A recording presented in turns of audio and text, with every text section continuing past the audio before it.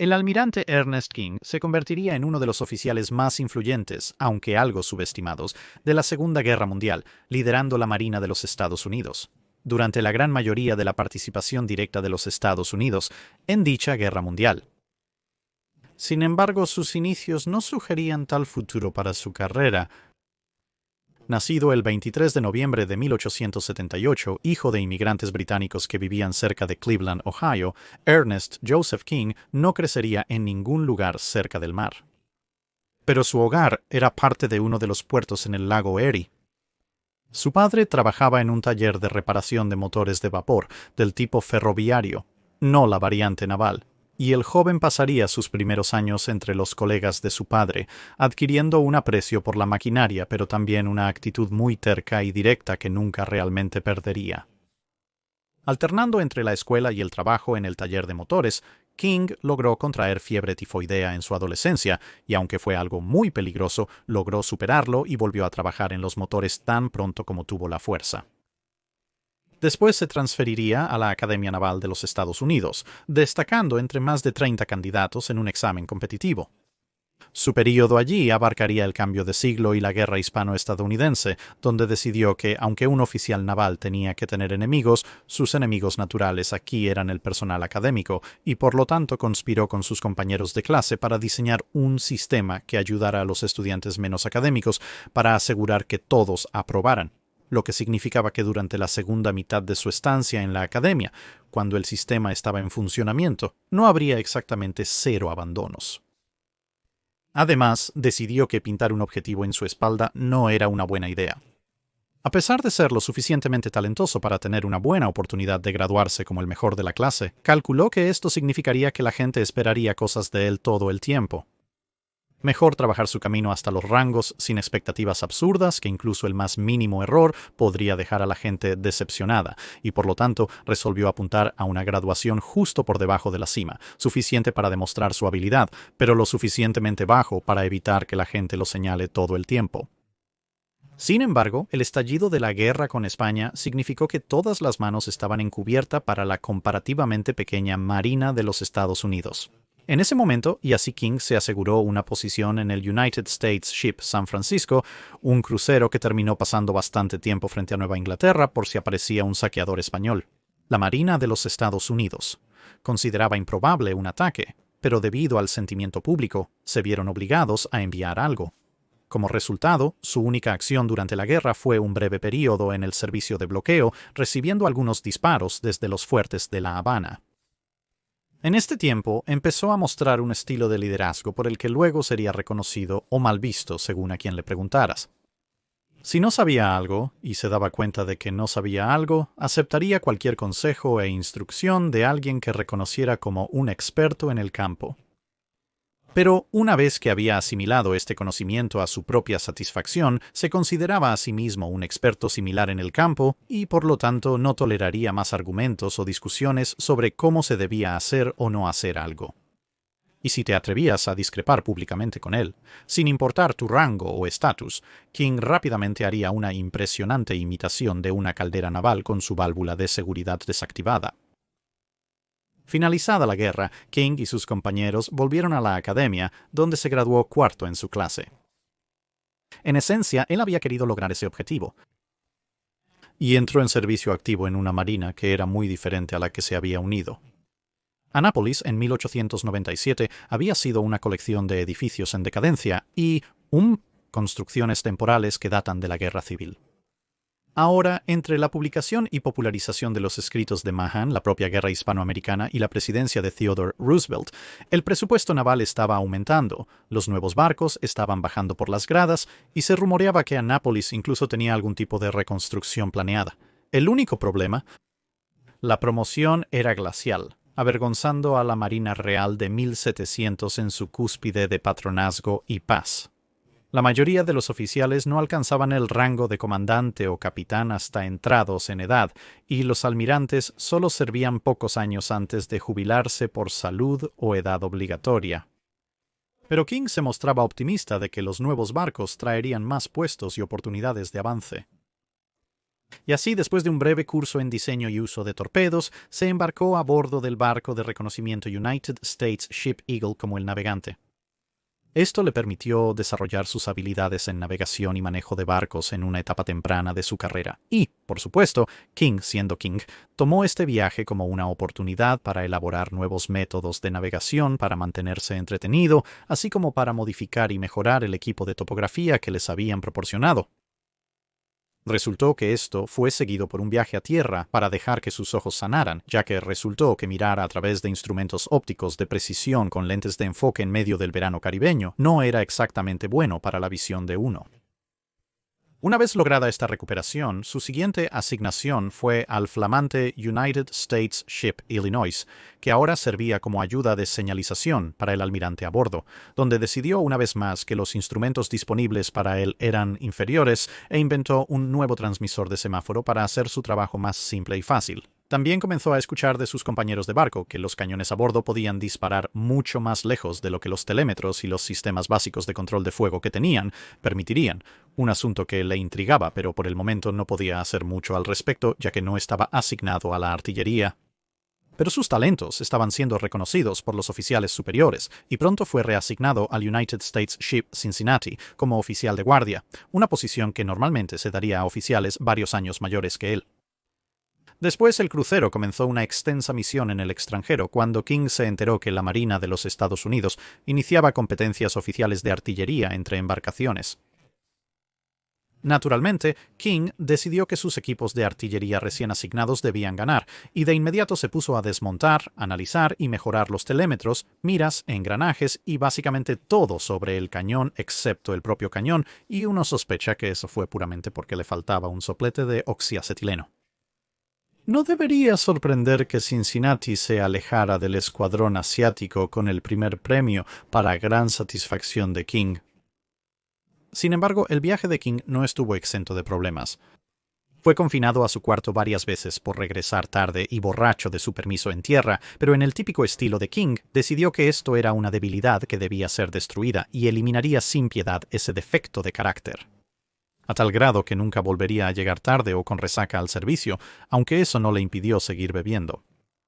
Sin embargo, terminaría bajo confinamiento varias veces más, por una razón completamente diferente: su temperamento, que lo llevó, aún con el rango de guardia marina Ensign, a tener discusiones constantes y gritos con oficiales muy por encima de él en rango, hasta e incluyendo al oficial ejecutivo del barco.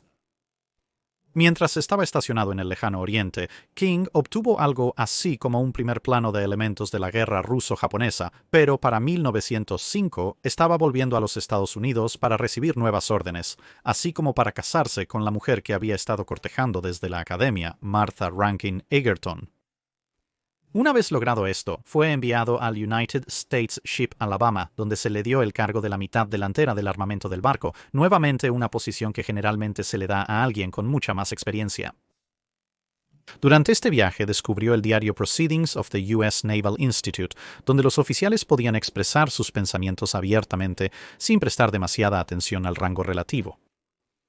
Como era de esperar, esto le agradó mucho a King, quien asumió la causa de la reforma organizativa a bordo de los barcos que habría avanzado poco desde la época de la Guerra Civil Americana.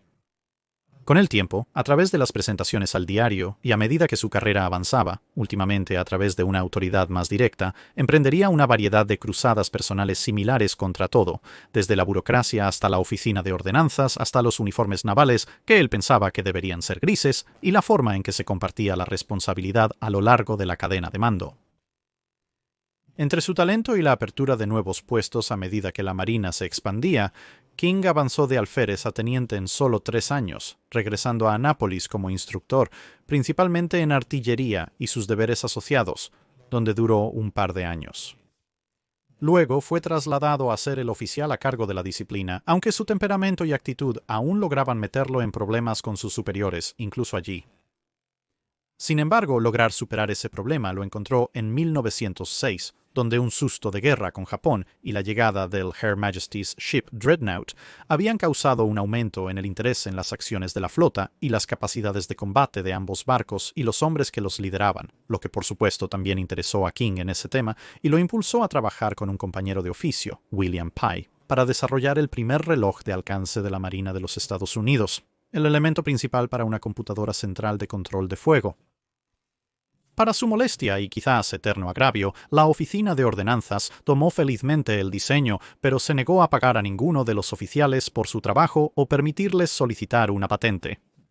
No sería la última vez que los niveles de ira de King pasarían de estar a fuego lento a apopléjicos cuando se trataba de esa organización en particular. 1909 vio a King regresar al mar como secretario de bandera de uno de sus antiguos capitanes a bordo de Cincinnati, el ahora contraalmirante Osterhaus. Con esta asignación dirigiéndose a un servicio en tierra en poco tiempo, King se trasladó rápidamente a otro nuevo acorazado, el último pre-dreadnought de la Marina de los Estados Unidos, United States Ship New Hampshire, esta vez trabajando en el Departamento de Ingeniería. King, dejado solo a cargo de la planta de energía del barco, situación que le venía perfectamente por la poca interacción con los oficiales superiores, estaba en su elemento. La Marina de los Estados Unidos había iniciado otra competencia en eficiencia en ingeniería, de la cual ahora él formaba parte. King decidió ganar también aquí, iniciando otra cruzada para asegurar a New Hampshire el mejor carbón, la mejor posición de navegación, e incluso para reducir el consumo de agua en el barco, ya que la planta de destilación necesitaba quemar carbón para funcionar. King decidió que cualquiera que usara algo más que el mínimo para ducharse era un enemigo personal, trabajando en contra de su victoria del premio a la eficiencia en ingeniería, y pronto la tripulación desde el capitán hasta el recluta más humilde estaba usando agua mínima. En sus duchas, ayudado por una red de espías que King reclutó entre los alféreces. Solo se perdió el premio en sí porque un par de otros barcos lograron perder sus tornillos cuando funcionaban a plena potencia y al resto de la flota se le prohibió temporalmente las carreras a plena potencia. Al regresar como secretario de bandera de Osterhaus mientras éste volvía al mar, King trabajó exhaustiva y eficientemente el resto de su despliegue, aterrizando en 1912 para servir como oficial ejecutivo de la Estación Experimental de Ingeniería Naval y trabajar para el Instituto Naval de los Estados Unidos. Fue durante este tiempo que tuvo la oportunidad de ver la aviación naval tal como era en ese momento en acción. Pero su tiempo aquí sería corto, ya que en 1913 la guerra con México se avecinaba y el comandante teniente de 35 años presionó por un mando. Para 1914 lo consiguió, un pequeño destructor de 800 toneladas llamado United States Ship Terry. Este mundo de barcos pequeños y rápidos era completamente nuevo para King, quien de inmediato comenzó a absorber información del líder de la flotilla, Frank Evans, quien era un excelente maestro en el manejo de destructores. Esto llevó a King a trasladarse al United States Ship Cassin, sirviendo de ayuda al capitán Sims, quien lideró los esfuerzos de artillería de largo alcance de la Marina de los Estados Unidos, y ahora estaba a cargo de los destructores de la flota atlántica, principalmente para probar sus nuevas teorías sobre las operaciones de destructores en tiempos de paz. Esto, a su vez, llevaría a que King fuera rápidamente nombrado para comandar no solo el Cassin, sino también una división de 4 barcos dentro de las unidades de destructores de Sims. Fue en este punto cuando King tendría su primer encuentro con la Marina Real, y no uno que apreciara especialmente. Cruceros de la Marina Real merodeaban fuera de las aguas territoriales estadounidenses, inspeccionando envíos de los puertos americanos y atacando barcos alemanes o con destino a Alemania cuando tenían oportunidad. Cassin y sus subordinados a veces tenían que esquivar estos barcos, que no iban a ceder el paso a tales diminutos buques de escolta. King comentaría más tarde con sarcasmo que los británicos fueron muy amables con nosotros al dejarnos usar la alta mar.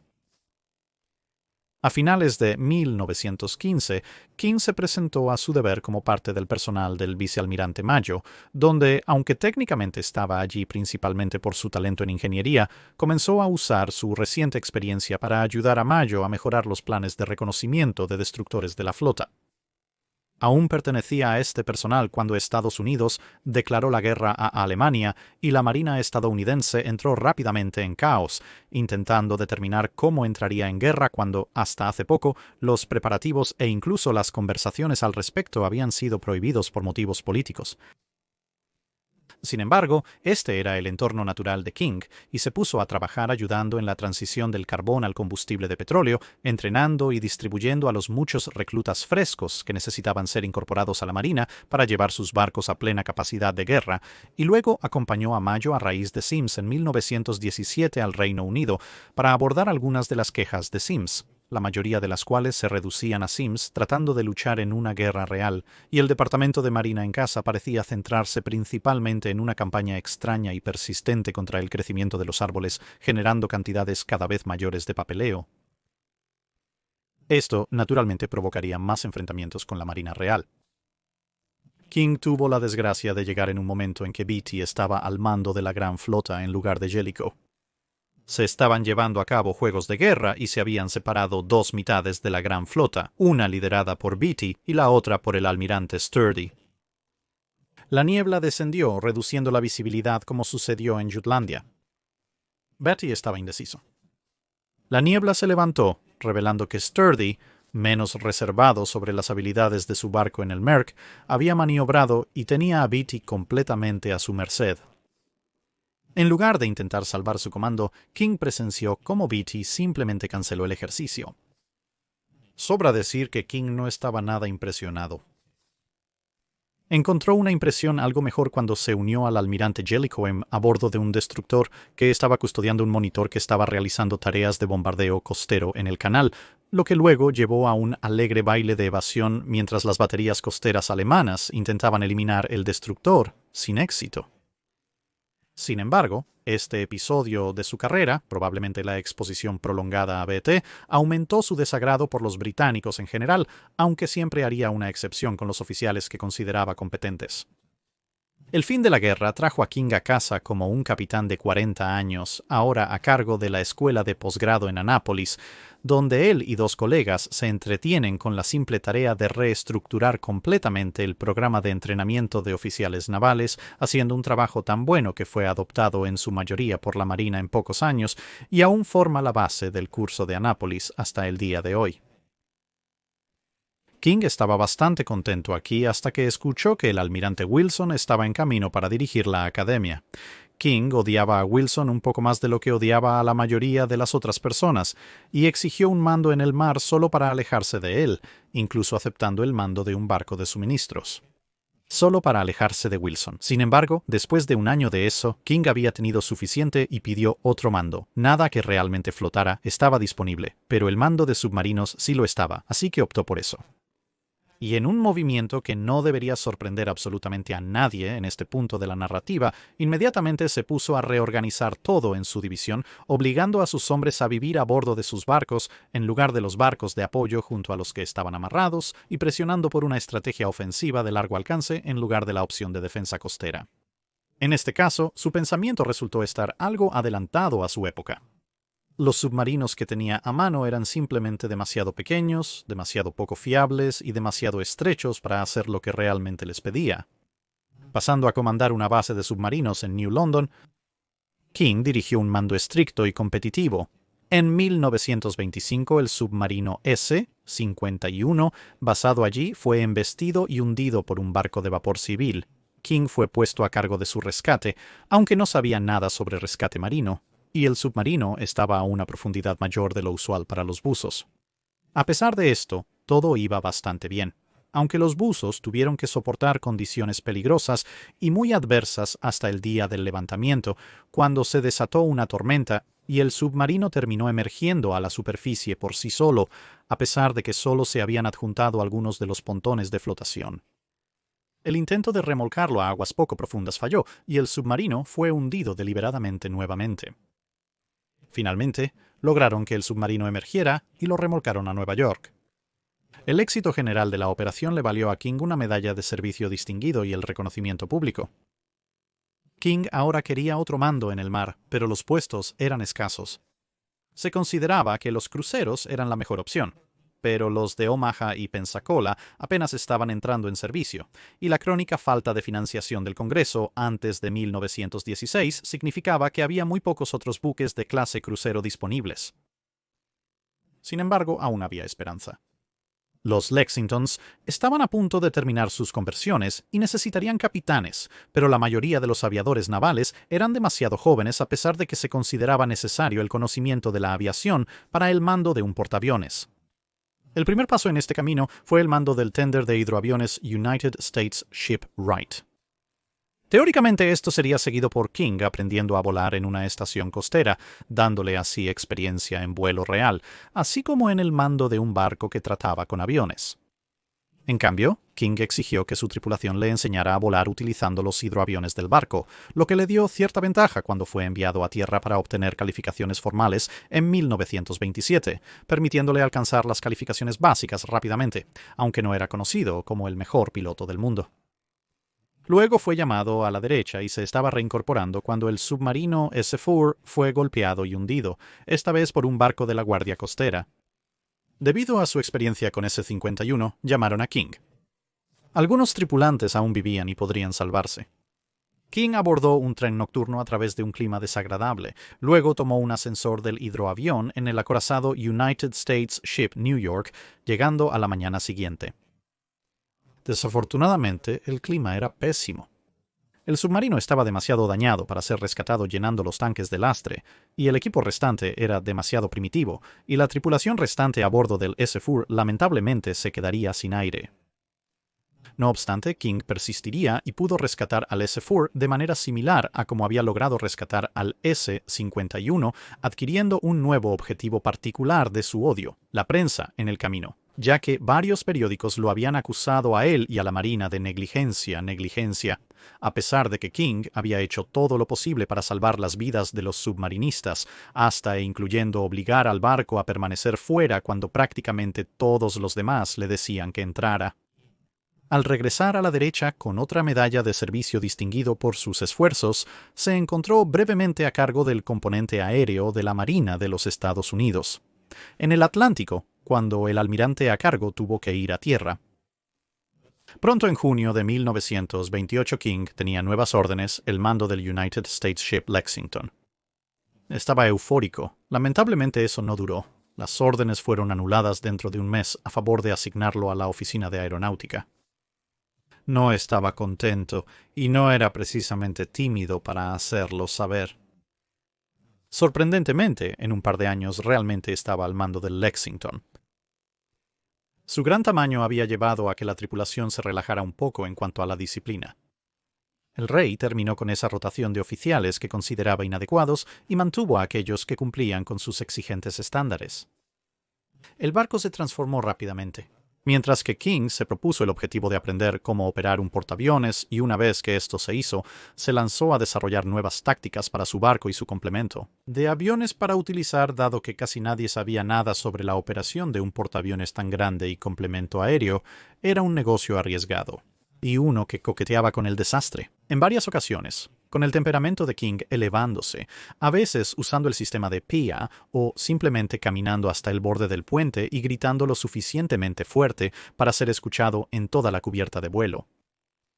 A pesar de todo, el barco se volvió experto en su papel, aunque King aprovechaba cada ocasión para exhibir la velocidad y maniobrabilidad de su nave. Cuando se ordenó a la flota que regresara a casa de forma independiente, casi todos los demás, siguiendo la tradición naval, se ubicaron tranquilamente detrás del buque insignia. Excepto por Lexington, que se lanzó de cabeza a través de la formación a toda velocidad mientras aún aterrizaban aviones, llegando al puerto mucho antes que el resto de la flota, de modo que estaba anclado con la bandera ausente de King ondeando para cuando todos los demás llegaron. King se excusó diciendo que la señal indicaba que debía proceder independientemente cuando fue cuestionado al día siguiente. Así que lo hice. Después de 2 años al mando del Lexington, que incluyeron varias alarmas de guerra y una misión de ayuda en caso de desastre, King dejó el barco a una gran fiesta de despedida de su tripulación, montones de elogios por el rendimiento del barco, y posiblemente puso a disposición de la Marina de los Estados Unidos el mejor portaaviones operativo de 1932.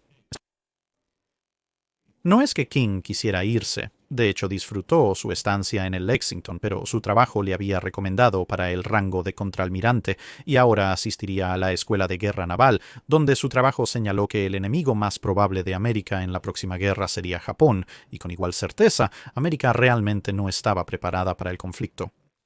Identificó muchas razones para esto, incluyendo lo que él veía como una tendencia irritante a exagerar cualquier logro militar estadounidense que pudiera interpretarse de alguna manera como una victoria, y rápidamente ocultar cualquier cosa que fuera claramente una derrota, lo cual él consideraba que significaba que muy rápidamente se perdía de vista las razones por las que esas derrotas habían ocurrido y por lo tanto se corría el riesgo de que esas derrotas sucedieran de nuevo.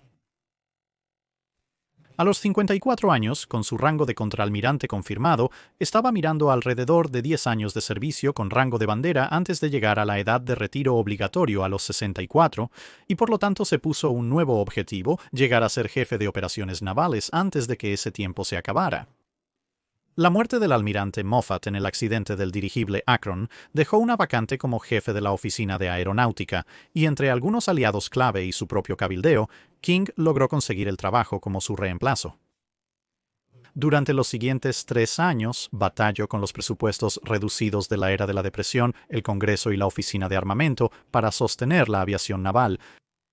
En esto tuvo éxito, y varios excelentes futuros almirantes de portaaviones de la Marina de los Estados Unidos, como Mark Mitchell, servirían bajo su mando en este tiempo. De acuerdo con sus objetivos de trayectoria profesional, estableció su próximo objetivo como convertirse en el título bastante mal ordenado de comandante de la Fuerza de Batalla de Aeronaves, donde lideraría toda la fuerza de portaaviones de la Marina de los Estados Unidos, pero esta vez fue frustrado por oficiales que no le tenían demasiado cariño y ocupaban rangos superiores. En su lugar, se le dio el mando de la otra parte de la división de aeronaves de la Marina, las aeronaves terrestres de la Marina, y así, después de haber supervisado los prototipos del hidroavión Catalina en su trabajo anterior, ahora se metió de lleno en desplegarlos en sus escuadrones de patrulla. Resentido por estar confinado a tierra, convocó a su antiguo mando, el United States Shipwright, y se lanzó al Pacífico, vagando para determinar qué atolones e islas podrían ser utilizables como futuras bases de hidroaviones, trabajo que resultaría invaluable en unos pocos años. También insistió, en línea con sus preocupaciones expresadas en el Colegio de Guerra, en que sus pilotos volaran bajo cualquier clima y circunstancia, practicando para una guerra que estaba cada vez más seguro de que llegaría tarde o temprano. En 1937 obtendría su venganza contra aquellos que lo habían despreciado para el mando de los portaaviones. Un ejercicio tenía a los portaaviones listos para atacar San Diego. Los hidroaviones de King defendían la zona. Esa noche se instaló una densa niebla. Los portaaviones mantuvieron sus aviones a bordo y cerrados. Las Catalinas del Rey volaron, encontraron los portaaviones y al amanecer los aviones del Rey los asediaron toda la mañana, hundiéndolos y ganando decisivamente el escenario. Para enero de 1938, el ahora vicealmirante King estaba a cargo de los portaaviones y para 1939 tenía Saratoga, Lexington, Ranger, Yorktown y Enterprise, donde una vez más comenzaron a fluir nuevas ideas, siendo la principal entre ellas la reasignación de los portaaviones de la fuerza de batalla, donde estaban atados a los lentos acorazados de tipo estándar, a la fuerza de exploración, donde podrían operar junto a cruceros y destructores que podrían mantenerse al día con ellos a toda velocidad. Esto fue exactamente como los portaaviones de la Marina de los Estados Unidos terminarían operando en la Segunda Guerra Mundial, pero las mentes más conservadoras que las de King rechazaron la propuesta y al final solo sería la eliminación de Japón de gran parte de la fuerza operativa de acorazados de la Flota del Pacífico lo que haría que las ideas de King salieran a la luz por necesidad. Sin embargo, King trabajó en otras nuevas ideas. El problema de la flota. 19 lo vio liderar a los portaaviones en un exitoso ataque aéreo contra Pearl Harbor, otra lección que el alto mando de la Marina de los Estados Unidos ignoraría a su costo. Además, operaría sus portaaviones juntos como una unidad, lo que se volvería una práctica común, agotando a las tripulaciones al tratar de seguir su ritmo. Un raro ejemplo de un oficial que lo logró fue un cierto capitán Arleigh Burke, entonces a cargo del destructor United States Ship Mugford. Incluso el almirante Halsey, uno de los subordinados favoritos de King, terminó corriendo de un lado a otro intentando mantenerse al día. Para finales de 1939, el puesto de jefe de operaciones navales estaba disponible. Con solo 3 años antes de su jubilación, era ahora o nunca para King.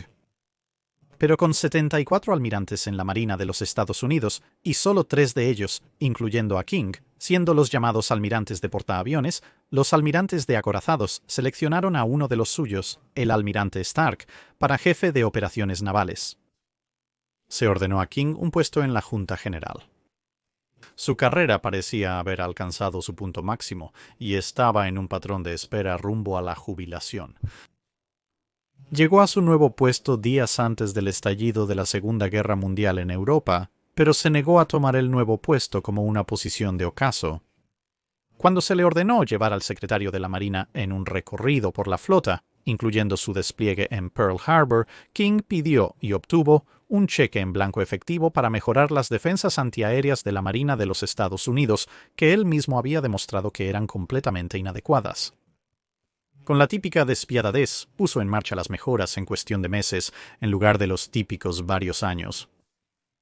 Esta vez algo por lo que abogó realmente se había quedado y continuaría salvando vidas y barcos de los consejistas en los años por venir.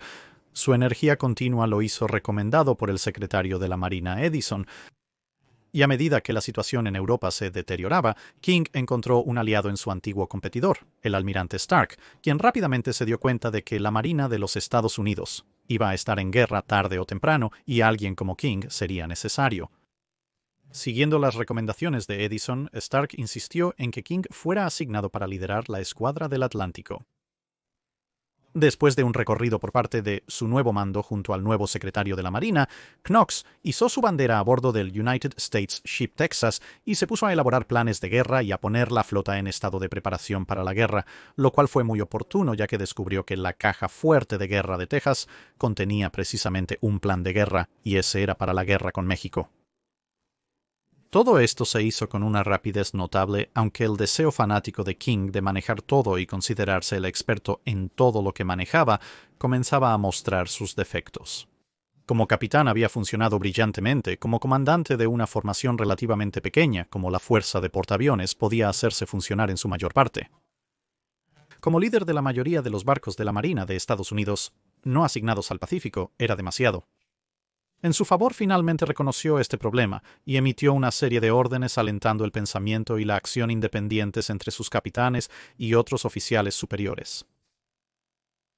En enero de 1941 se iba a abolir el puesto de comandante en jefe, Flota de los Estados Unidos, y reemplazarlo con 3 puestos separados de comandante en jefe, Atlántico, Pacífico y Asiático. Esto ascendería a King a almirante de 4 estrellas, como comandante en jefe de la Flota del Atlántico. Los almirantes Hart y Kimmel se convirtieron en los jefes de la flota asiática y del Pacífico respectivamente, con Kimmel destinado a convertirse en comandante en jefe de la flota de los Estados Unidos. Si la guerra requiriera una combinación de 2 o más comandos, y por lo tanto se reactivara el puesto anterior. King ahora se dedicó a tratar de mejorar la guerra anfibia y a poner sus barcos en condiciones y listos para el combate, razonando que varios meses de la mayor parte de su flota pasados en dique seco ahora era considerablemente mejor que encontrarse en una guerra y tener que enviar su flota al dique seco por partes para refacciones.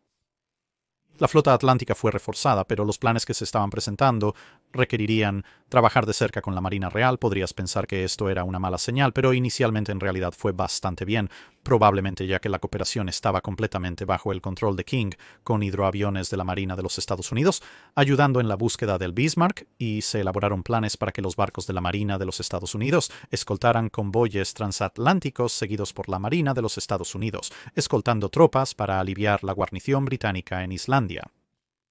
También ordenó a sus barcos que rastrearan cualquier barco alemán que encontraran e informaran su ubicación a los barcos británicos, y cualquier ataque a los barcos o intereses estadounidenses por parte de un barco del eje resultaría en la destrucción del barco del eje en cuestión sin ninguna advertencia adicional.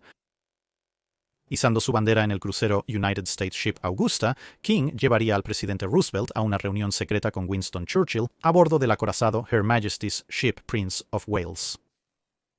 Esta conferencia volvió a abrir la compleja relación de King con los británicos. Se llevó muy bien con el almirante Pound, pero llevaba sus malas impresiones previas de la Primera Guerra Mundial y era, si nada más, un patriota estadounidense ante todo. Por ahora, los intereses de los dos países se alinearon. Pero en gran parte de sus escritos de entreguerras, King demostró que no se hacía ilusiones de que en circunstancias más normales los intereses del Imperio Británico y los Estados Unidos de América podrían chocar, y en ese caso, por supuesto, haría todo lo posible para asegurar una victoria estadounidense. Mientras aumentaban las tensiones entre Estados Unidos y Alemania, King aprovechó cada ocasión para destituir a los oficiales que consideraba débiles y reemplazarlos por hombres más enérgicos y agresivos. Luego vino el ataque a Pearl Harbor.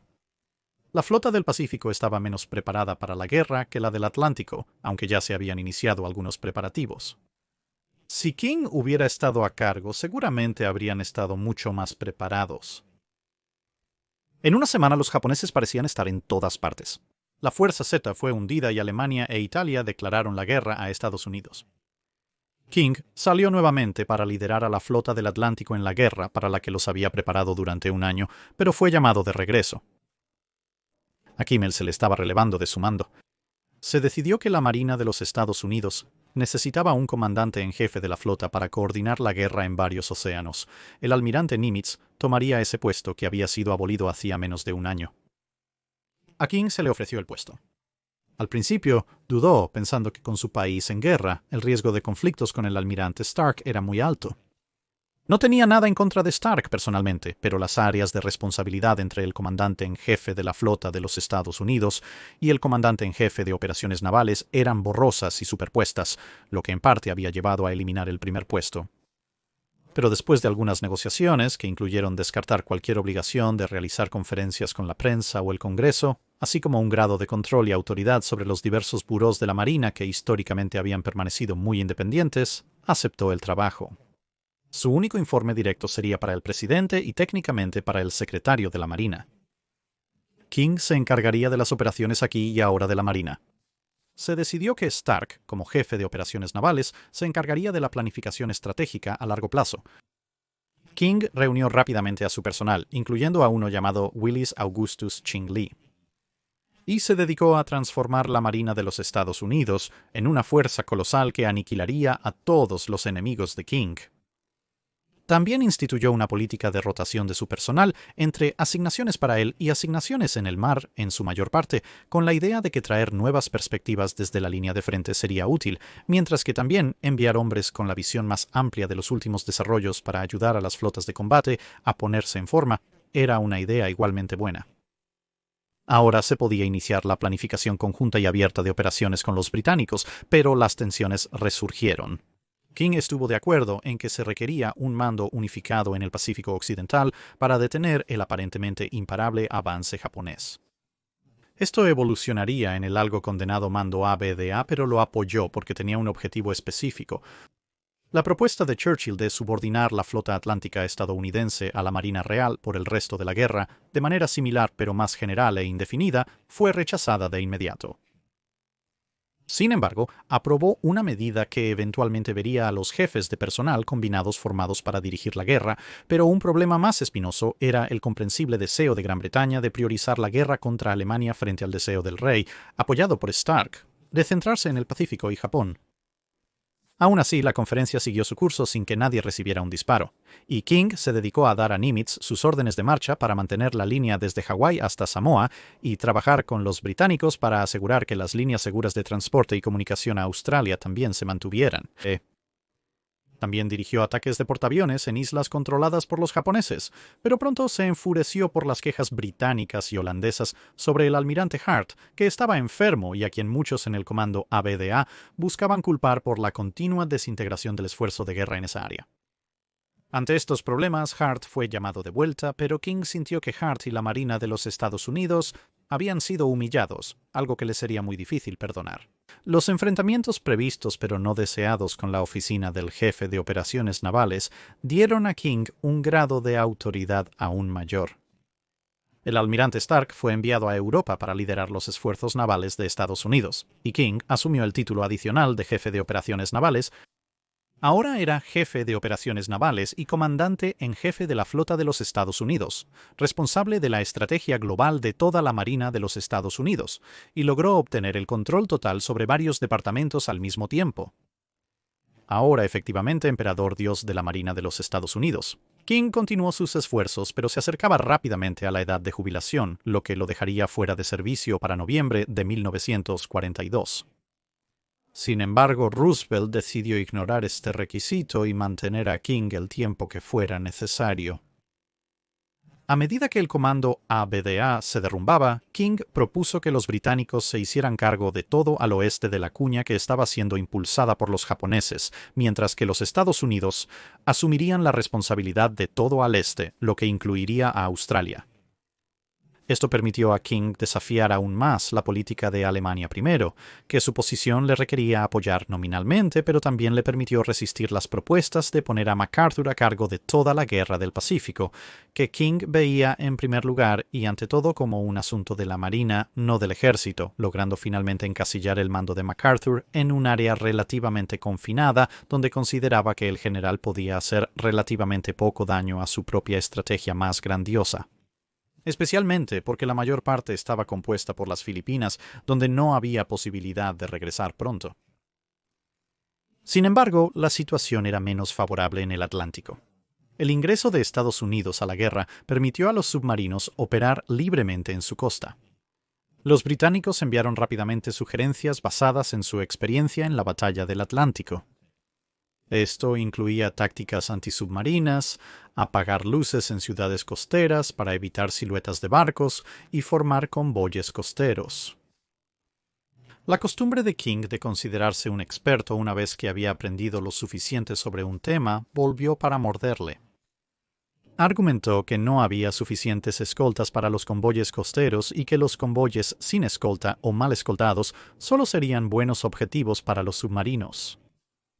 Ordenar apagones civiles no estaba técnicamente dentro de su competencia, pero se negó a sugerir o apoyar la idea a cualquier otra persona, incluyendo al presidente, e incluso los políticos a lo largo de la costa, se oponían fuertemente a la propuesta por razones comerciales y políticas cuando otros la sugerían. Pero el hecho era que ambas guerras mundiales habían demostrado que simplemente agrupar barcos, aunque admitidamente se corría el riesgo de un entorno rico en objetivos para un submarino que encontrara tal convoy, reducía el número total de hundimientos porque los submarinos encontraban más difícil localizar cualquier objetivo en primer lugar.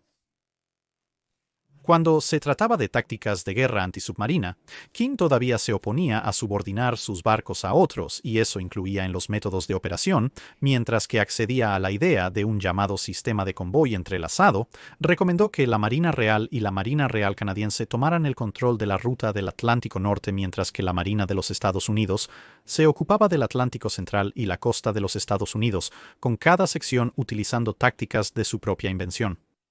Como era de esperar a la Marina de los Estados Unidos, que partía de cero y ahora tenía prohibido asistir a clases de tácticas en el Comando de Aproximaciones Occidentales, una orden que muchos oficiales ignorarían, le llevaría tiempo actualizar su juego de guerra antisubmarina. En parte, esto bien podría haber sido porque algunas de las ofertas británicas incluían enviar algunos de sus propios barcos de escolta para trabajar e instruir a los barcos de escolta de la Marina de los Estados Unidos. Tal vez los recuerdos de la Royal Navy navegando por la costa estadounidense en la década de 1910, menospreciando a la Marina de los Estados Unidos en sus propias aguas territoriales, habían dejado una huella más profunda de lo que incluso King había entendido. Paradójicamente, King siguió siendo un fuerte defensor de los convoyes árticos y la necesidad de un máximo escolta para los convoyes transatlánticos durante toda la discusión.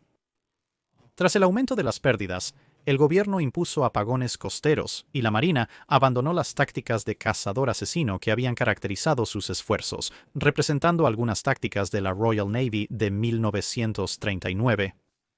Y el establecimiento del sistema de convoy parcial comenzó con mercantes siendo escoltados por pequeñas embarcaciones durante el día y permaneciendo durante la noche en anclajes protegidos. Parte de la tensión también puede atribuirse al hecho de que las medidas propuestas requerirían una considerable desviación de esfuerzos hacia el Atlántico, en lo que por supuesto los británicos insistían mucho. Pero como hemos visto, King preferiría que los nuevos barcos fueran enviados para lidiar con los japoneses en el Pacífico. Hablando del Pacífico, King presionaba a sus subordinados para que tomaran medidas agresivas en cada momento. El desarrollo de lo que se convertiría en la incursión de Doolittle se originó principalmente desde sus oficinas. El único inconveniente de esta operación particular fue que cuando los japoneses hicieron su movimiento hacia el Pacífico Sur, lo que llevó al primer gran enfrentamiento entre portaaviones japoneses y estadounidenses de la guerra, solo Yorktown y Lexington estaban disponibles para contrarrestarlos, ya que Enterprise y Hornet aún estaban en camino de regreso desde la costa de Japón. La pérdida de su antiguo mando, Lexington, en esta batalla en particular, provocó un cambio en la estrategia de King hacia una más defensiva.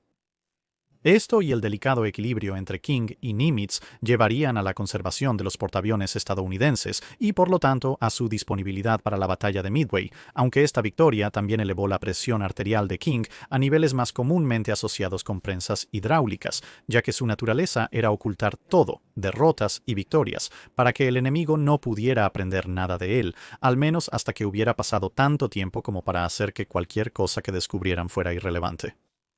La historia de portada para Midway fue que los Estados Unidos habían adivinado las intenciones japonesas basándose en su supuesta necesidad de responder al raid de Doolittle y la cancelación de su invasión a Port Moresby.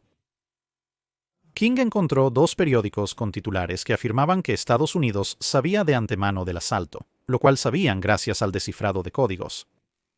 King estaba apoplético, ya que cualquier agente extranjero en el país podría ahora ser capaz de sacar las conclusiones correctas basándose en la lectura de los periódicos, y así poner en peligro vastas extensiones de las operaciones de King.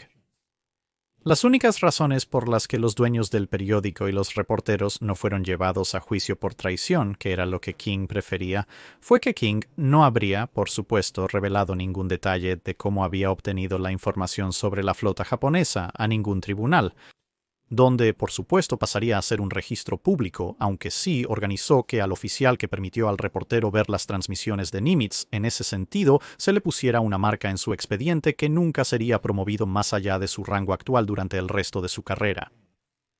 Por suerte para los implicados, los espías japoneses aparentemente no leían el Chicago Tribune.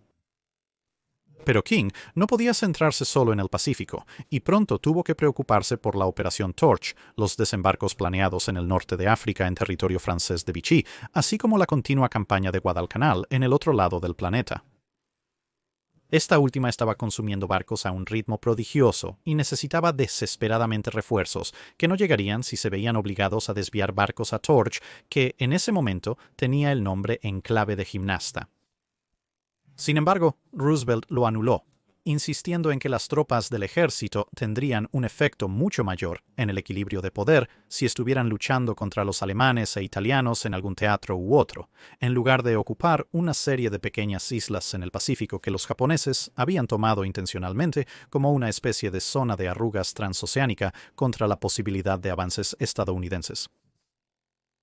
El único punto brillante era que al menos un desembarco en el norte de África sería a menor escala y una operación potencialmente menos suicida que la alternativa, un desembarco en Europa en 1942, que el general Marshall estaba abogando pero que los británicos habían rechazado rotundamente. Aunque King apoyó nominalmente a Marshall en las reuniones iniciales con los líderes británicos, la diferencia en el compromiso con un día-a-día prematuro se puede ver por el hecho de que Marshall estaba enormemente descontento al tener que reescribir sus planes para en su lugar irse al norte de África, mientras que King, a pesar de haber sido rechazado por los británicos de todas las personas, aceptó completamente el cambio de planes. Quizás, aparte de cualquier otra cosa, se dio cuenta de que esta alternativa no iba a necesitar tantos de sus barcos. Distraído nuevamente por Guadalcanal, King nombró al contraalmirante Kent Hewitt como comandante anfibio, lo que resultó ser un golpe maestro ya que Hewitt se involucró y organizó la mayoría de lo que había quedado sin preparar hasta ese punto. La campaña de Guadalcanal se estaba volviendo un dolor de cabeza para King. Solo para ponerlo en marcha, había necesitado superar la oposición general del ejército a cualquier cosa que implicara una ofensiva, mientras también evitaba en particular el plan casi insano de MacArthur de lanzar un asalto frontal directo completo sobre Rabaul, con él mismo al frente. Por mucho que a King le tentara enviar a MacArthur en una embarcación de desembarco para enfrentar el poder de fuego de la mayor parte de la flota de superficie japonesa de frente, King era profundamente consciente del costo en vidas y barcos que esto implicaría, así como de la escasa posibilidad de éxito. Mientras las opiniones oscilaban entre los dos extremos, King se había alarmado al ver que cada oscilación atraía a más y más personas a la idea de Rabaul, por lo que en su lugar había ideado un plan que resultaría en los desembarcos en Guadalcanal y envió órdenes a Nimitz para que comenzara los preparativos de inmediato. De esta manera, pudo presentar el asalto en la próxima reunión del jefe de Estado Mayor Conjunto como algo que ya estaba hecho en un 90%, adelantándose a los argumentos aún conceptuales del ejército. También movió hábilmente las líneas de demarcación de las áreas operativas en cuestión para que la Marina liderara la operación, y no MacArthur, quien desesperadamente quería estar al mando de cualquier ofensiva, pero a quien King estaba igualmente decidido a excluir de cualquier posible mando de activos navales.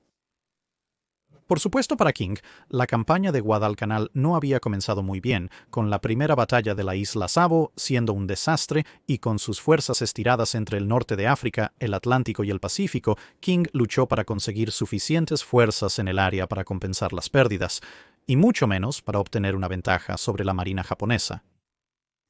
La campaña terminaría costando a la Marina de los Estados Unidos 2 portaaviones, 8 cruceros y 14 otros buques de guerra significativos hundidos y muchos, muchos más gravemente dañados.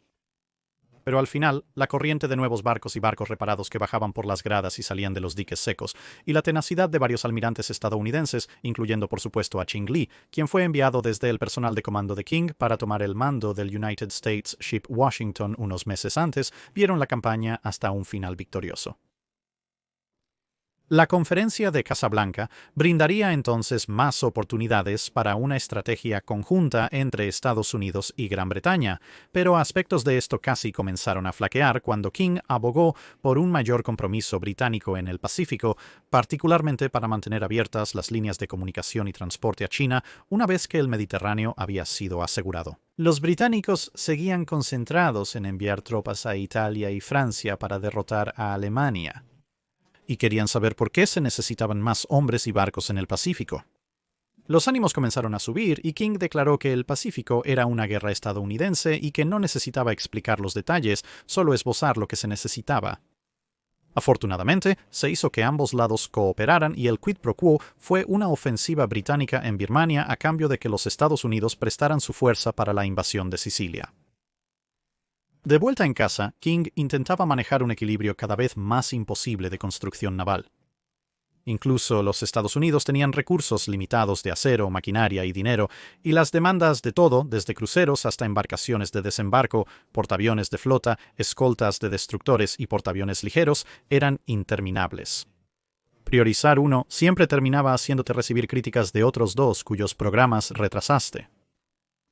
Para finales de 1943, King también se había involucrado cada vez más en la continua saga del torpedo Mark XIV. El almirante Lockwood había informado a King sobre los problemas adicionales que enfrentaban sus submarinistas en el Pacífico suroeste. Los fallos que habían identificado, clandestinamente y en contra de las órdenes, y el hecho de que la oficina de ordenanza estaba demorando incluso en admitir que había un problema, y mucho menos en dar permiso para arreglar algo que todavía afirmaban que no estaba roto. King anuló a la oficina de ordenanza y le dijo a Lockwood que sus hombres hicieran las modificaciones posibles de inmediato. Un año antes, Lockwood había rogado a King que si la oficina de ordenanza no podía suministrar torpedos efectivos, entonces que la oficina de barcos creara un gancho para arrancar las placas laterales de un objetivo.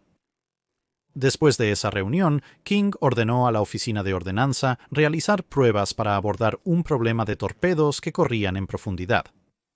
A pesar de su voluntad, tuvieron que admitir que había un problema con esa parte del mecanismo del torpedo. Tuvo varias reuniones durante 1942 y 1943 con la oficina de ordenanzas que extrañamente parecía haber quedado en gran medida sin actas. Pero después de cada una, la oficina de ordenanzas mágicamente se activó y logró algo útil. Para finales de 1943, incluso habían logrado arreglar el explotador Mark VI, lo cual fue algo de un logro único para la oficina de ordenanzas en ese momento. 1943 también vio más enfrentamientos entre King y los británicos en la figura del general Brooke. Los británicos querían empezar a acumular el material necesario para invadir Europa. King se negaba a tener valiosas embarcaciones de desembarco en las costas inglesas, ya que pensaba que serían más útiles en el Pacífico si no había una fecha firme para el desembarco en Francia.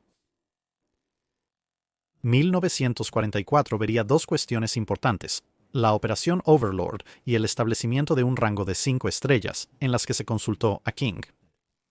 Los últimos años parecían haber endurecido su grado de anglofobia. Su deseo de cambiar el uniforme naval a gris y eliminar las espadas de vestir del equipo fue, en sus propias palabras, significativamente porque estos colores y equipos estaban inspirados en la Royal Navy, mientras que King quería que la Marina de los Estados Unidos fuera única. Asimismo, cuando surgió el título de rango de 5 estrellas, la mayoría apoyaba al almirante de la flota. Una vez más, las principales razones de King para oponerse eran que este era el mismo título que usaba la Royal Navy, pero a nadie le gustó especialmente su primera sugerencia de archialmirante. Finalmente, cambió esto a almirante de flota, y eso sería aceptado para cuando se creó el rango y King fue debidamente promovido a esta elevada altura. Trabajar en Overlord había sido un ejercicio de frustración para ambos lados. Para mediados de 1943, King se estaba enfureciendo cada vez más con los británicos. En su opinión, Estados Unidos proporcionaba la mayoría del poder de combate, por lo que debería estar a cargo de la mayoría o todos los combates. Los británicos destacaron su mayor experiencia y el balance actual de acuerdos sobre la cadena de mando. El deseo de King de innovar constantemente, combinado con sus crecientes problemas con los británicos en general, contribuyó a aumentar aún más su temperamento, hasta el punto de que algunos oficiales británicos sentían que podían llevarse bien con todos los oficiales estadounidenses en la sala, con la excepción de King. La idea de King de compromiso era permitir que se asignaran más barcos a Europa que su posición inicial, pero a cambio se volvía cada vez más y más despectivo sobre cualquier cosa que no fuera la participación estadounidense en el Pacífico, hasta el punto de que ahora no estaba interesado en consejos, inteligencia o sugerencias de sus aliados. Declaró que les informaría lo que iba a hacer a continuación, y eso sería todo. El hielo se rompió metafóricamente y literalmente en una de esas conferencias cuando Lord Mountbatten cambió completamente el tema al concepto del Leviatán Picret Her Majesty's Ship Habakkuk, aunque el efecto de alivio de la tensión internamente estuvo a punto de deshacerse cuando el rebote de Mountbatten y la carga de su pistola en un bloque de lucio hizo un agujero limpio en la pierna del pantalón de King. Afortunadamente, a King le gustaba Mountbatten, aunque la percibida falta de apoyo del alto mando británico a los esfuerzos de Mountbatten en el teatro del Pacífico aumentó la antipatía de King hacia el resto del personal británico. Alguna muestra de las tensiones entre los grupos se puede deducir del hecho de que los disparos habían llevado a algunos del personal fuera de la sala a considerar seriamente primero si los dos lados habían llegado a dispararse entre sí, aparte de cualquier otra posible explicación. Aún así, los preparativos para Overlord continuaron a buen ritmo y, curiosamente, con el almirante Pound sucumbiendo a un tumor cerebral, el almirante Cunningham, su reemplazo, al final encontró un terreno común con King. King y Cunningham no siempre se llevaban bien, sino todo lo contrario. Sin embargo, King respetaba a un hombre que defendía su posición y luchaba. Cunningham, que prefería estar en el mar combatiendo al enemigo, se negaba a ceder ante King y lo enfrentaba con fuerza en casi todos los desacuerdos y cada vez que King hacía un comentario despectivo sobre Gran Bretaña y la Marina Real. Ambos lados terminaron respetando la tenacidad del otro, y aunque a veces la casa estaba bien y verdaderamente en llamas, aún así lograron forjar una amistad improbable y llevar a cabo las operaciones navales bastante bien. Mientras tanto, la guerra en el Pacífico se aceleraba a medida que la resistencia japonesa colapsaba en el mar debido a la presión incesante de las flotas de King y Nimitz y la caída de las guarniciones exteriores. Aunque hubo discusiones entre Nimitz y King sobre si tomar el camión primero o eludirlo para golpear las Marianas, ahora esto era menos una discusión sobre cómo poner a Japón en desventaja, sino sobre si aterrizar un gancho izquierdo o derecho primero. Como resultó, la batalla del Mar de Filipinas fue más un fuerte uppercut a la cara del poder de combate de la Marina japonesa, incluso si al final se eludió el camión. Las cosas iban tan bien en su opinión para 1944 que, a pesar de su antipatía hacia la prensa en general y el hecho de que no se consideraba un hombre particularmente bueno para estar en cámara, King aceptó participar en una pequeña película de propaganda para la Marina de los Estados Unidos. Así que escuchemos algo de las propias palabras de King en este extracto en el que un narrador establece la escena inicial. Día de la Marina, 1943, hace un año, la Marina había recorrido un largo camino desde el oscuro día en Pearl Harbor. En 2 años reconstruimos nuestra flota destruida. Los estadounidenses saludaron a la marina más grande y poderosa jamás conocida en el mundo.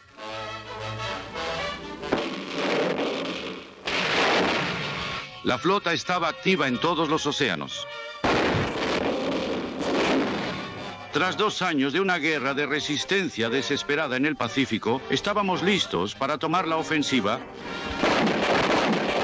Detrás, en el Día de la Marina de 1943, quedaba Guadalcanal, quedaban las victorias en el Mar de Coral, Midway y las revoluciones, pero por delante, para cada hombre en cada barco, quedaba una lucha dura y amarga para ejecutar el plan maestro acordado por el alto mando y el almirante King. En el Pacífico enfrentamos a 2 enemigos principales, la distancia y los japoneses. Ambos se complicarán a medida que avancemos. Somos plenamente conscientes de estos problemas y hemos hecho planes para resolverlo. A pesar de las grandes distancias y un enemigo fanático, seguiremos adelante. No nos detendremos antes de la victoria completa. Como resultó, King estaba abrumado tratando de seguir el asalto a las Marianas y el 500 IA-500 al mismo tiempo.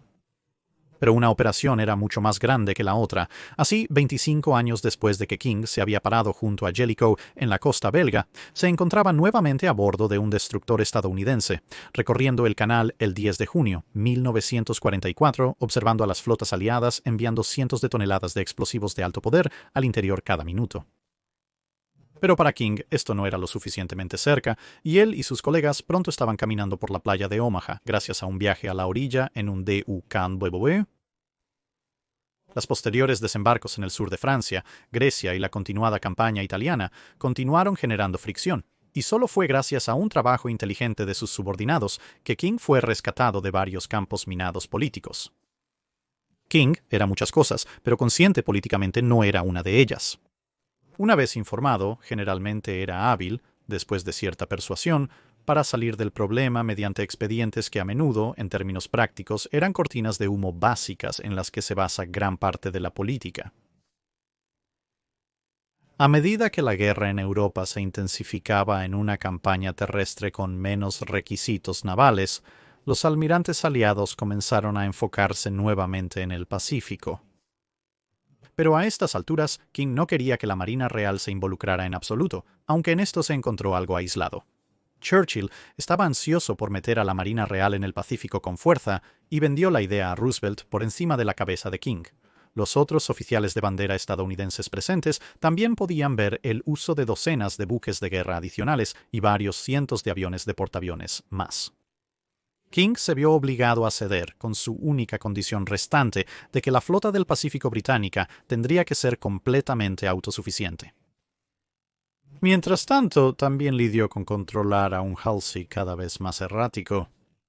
La totalidad del casi desastre en el Golfo de Leyte causó bastante preocupación una vez que fue completamente conocido y entendido por el personal de comando de King. Tuvo que intentar hacer esto sin comprometer la imagen pública de la Marina que la agresividad de Halsey había ayudado a engendrar anteriormente en la guerra. Aún así, mientras los combates terrestres seguían siendo feroces, la Marina de los Estados Unidos, formada por King, dominaba casi totalmente los mares. Con Halsey llevando su flota 2 tifones más, que terminaron causando más bajas en términos de pérdida de aviones y hombres muertos que los ataques japoneses contemporáneos durante el mismo período, King se vio obligado a reprimir su impulso inicial de relevar a Halsey, especialmente después del segundo incidente, para intentar y terminar la guerra en un tono alto en lugar de la pelea indecorosa en los más altos escalafones del rango de bandera que habría surgido si hubiera intentado sacar a Halsey de la línea del frente. Aún así, la guerra se resolvió con el bombardeo atómico de Hiroshima y Nagasaki, y King tuvo una última batalla que luchar. Con MacArthur nuevamente, quien esta vez estaba apuntando a ser el único firmante de la rendición japonesa. King y su personal lograron degradar esto a MacArthur, firmando como comandante de las fuerzas aliadas en el área, con King consiguiendo a Nimitz en la lista como representante de los Estados Unidos. Y así, todas las naciones aliadas involucradas también tendrían que firmar. Curiosamente, resultó que King preferiría dejar que los británicos compartieran su triunfo antes de permitir que MacArthur robara la gloria de cualquier manera importante. Finalizada la guerra, King inició velozmente los preparativos para un merecido retiro. Recomendó abolir nuevamente el puesto de comandante en jefe de la flota de los Estados Unidos, lo cual se hizo, dejando al jefe de operaciones navales como líder indiscutible de la Marina estadounidense. El secretario de la Marina Knox había muerto en 1944, reemplazado por el secretario de la Marina Forrestal, con quien King había chocado a menudo e intensamente, por lo que King utilizó su carta de renuncia al presidente Truman para recomendar a Nimitz para el puesto de jefe de operaciones navales por encima de la elección de Forrestal. Consiguió lo que quería y se retiró del servicio activo el 15 de diciembre de 1945, poniendo fin a una carrera que había comenzado cuando la Marina de los Estados Unidos estaba buscando la forma de poder enfrentarse a España en la misma puerta de América, y concluyó con la Marina de los Estados Unidos siendo la flota más grande del planeta con un margen considerable. Los aplausos y honores de todos lados llegaron a él, y King se retiraría a una vida cercana en Washington, D.C., desde donde permanecería activo hasta 1947, cuando un derrame cerebral seguido de mala salud lo obligó a trasladarse a una serie de hospitales navales. La Marina se mostró ansiosa por planear el eventual funeral de King. George Russell recordó que a partir del funeral del General Pershing se hicieron arreglos funerarios más elaborados para los altos mandos de las Fuerzas Armadas, incluyendo a los oficiales de 5 estrellas. Para hacer los arreglos necesarios, alguien tenía que averiguar del propio oficial cuáles podrían ser sus deseos o qué arreglos ya había hecho, y yo fui nominado para ir a ver al almirante King sobre este tema. En ese momento estaba en su oficina en la Avenida Constitución, y después de que le hice saber el propósito de mi visita, se recostó en su silla y rugió de risa. Al terminar de reír me dijo, «Bueno, Russell, ojalá no sea urgente». No era demasiado urgente.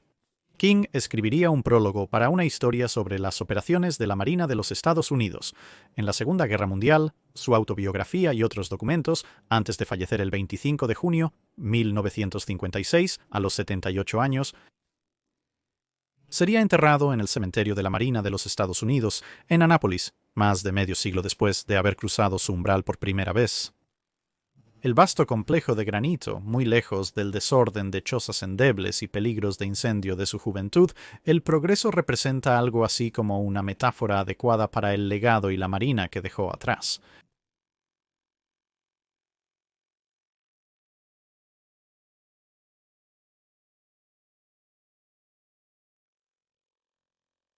Eso es todo para este video. Gracias por ver. Si tienes un comentario o sugerencia para revisar un barco, déjanos saber en los comentarios abajo. Recuerda comentar en la publicación fijada para preguntas de dique seco.